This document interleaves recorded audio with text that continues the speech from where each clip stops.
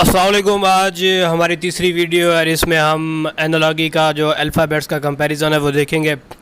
अब सबसे पहले हम MCQs नंबर 30 में देखते हैं। इसमें हमें अल्फ़ाबेट का कंपैरिजन दिया हुआ है और हमने इसमें से जो राइट ऑप्शन है वो निकालना है। तो देखें अब हम इनका कंपैरिजन कैसे करेंगे। MCQs नंबर 30 में हम देखते हैं BIGE। तो बी का रिलेशन जे के साथ हम बनाते हैं। तो बी का रिलेशन जे के साथ तब बनेगा जब हम देखेंगे कि बी और जे के दरमियान कितने अल्फ़ाबेट्स का गैप है। तो BCDEFGHIJ, तो ये 7 अल्फ़ाबेट्स का हमारे पास गैप आता है इसमें।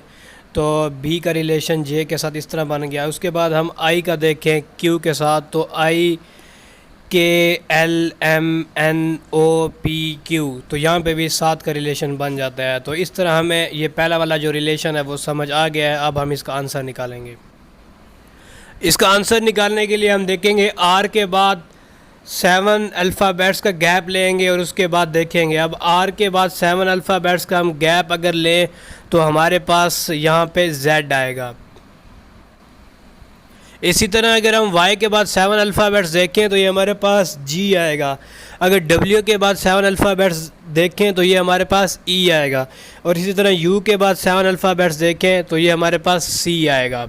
तो इस तरह हमारे पास इसका राइट ऑप्शन होगा वो A होगा, ZGEC। अगर हम MCQ नंबर 31 की बात करें तो इसमें AZCX का रिलेशन EVGT के साथ है।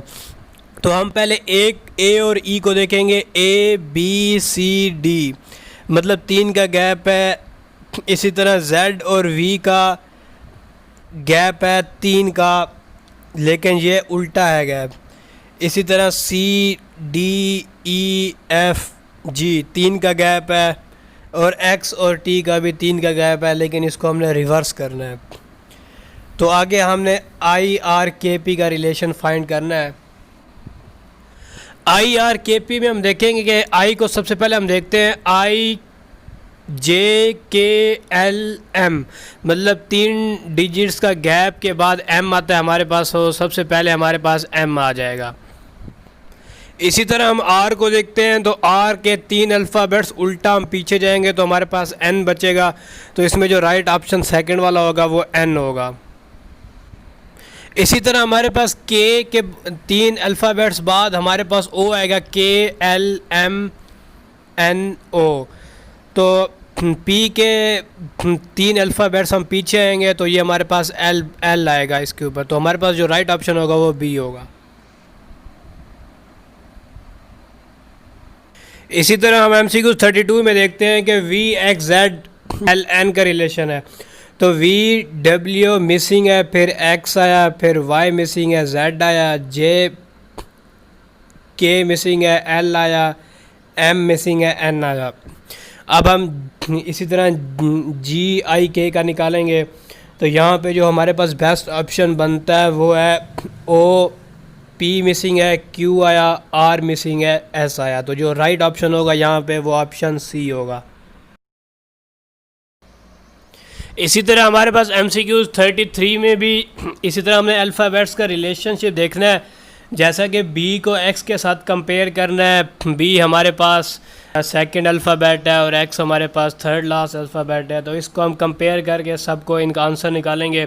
यह आपने ख़ुद करना है, इसको रिमाइंड करना है। अगर आपसे नहीं होगा तो आप मुझे कमेंट सेक्शन में बता दें, मैं इसको सॉल्व करने का तरीका आपको बता दूंगा और इसका आंसर हमारे पास C होगा।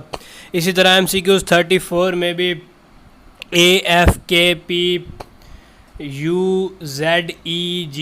इसमें भी एक रिलेशन है, सेम वैसे ही रिलेशन है जो अभी जिस तरह आपको मैंने अभी थोड़ी देर पहले समझाया था। तो इसका आंसर हमारे पास EGOTD ऑप्शन इसका ठीक होगा। तो यह आपने ख़ुद 2 MCQs करने हैं, इसकी प्रैक्टिस करनी है, इंशाल्लाह आपको समझ आ जाएगी। MCQ नंबर 35 में हम देखते हैं कि BCD ये हमारे पास एक नेचुरल सीक्वेंशियल ऑर्डर है इंग्लिश अल्फ़ाबेट्स का। तो हम इसमें देखते हैं BCDFGHLMN। तो यहाँ पे हमारे पास सीक्वेंस जो सही है वो VWX, B ऑप्शन जो है इसका वो राइट है। MCQs नंबर 36 में हम देखते हैं कि MGK का रिलेशन है NHL से। तो यहाँ पे हम देखते हैं कि M के बाद N आता है, G के बाद H आता है और K के बाद L आता है।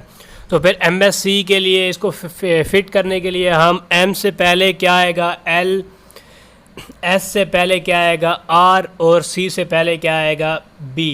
तो यहाँ पे जो हमारे पास राइट ऑप्शन होगा वो A होगा LRB। अगर हम MCQ 37 में देखें तो यहाँ पे XGME को उल्टा करके फिर उन्होंने लिखा है EMGX। तो यहाँ पे बैग लास्ट में बैग नहीं है बल्कि ये B की जगह C है। तो इस तरह इसका जो राइट ऑप्शन बनेगा वो D बनेगा। हम CACK को उल्टा करके लिखेंगे KCAC और बाकी जो इसके कैपिटल लेटर्स हैं उनको भी चेंज कर देंगे। तो ये हमारे पास इसका डेल्टा ऑप्शन बनेगा।